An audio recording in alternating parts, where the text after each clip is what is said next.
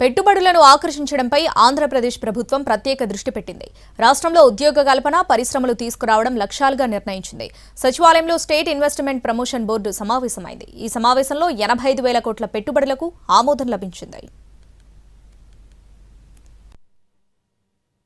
AP సచివాలయంలో CM Chandrababu అధ్యక్షతన state investment promotion board meeting జరిగింది.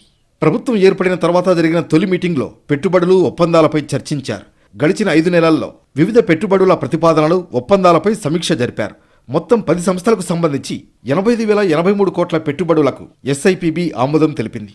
ఈ పెట్టుబడుల ద్వారా 33,966 ఉద్యోగాలు రానున్నాయి. భారీ పరిశ్రమలకు భూముల కోసం ల్యాండ్ పూలింగ్ విధానం చేపట్టాలన్నారు సీఎం చంద్రబాబు. పరిశ్రమలకు భూములు ఇచ్చే వారికి స్కిల్ డెవలప్మెంట్ ద్వారా అదే సంస్థలో ఉద్యోగ, ఉపాధి కల్పించేలా ప్రతిపాదనలు కూడా సిద్ధం చేశారు.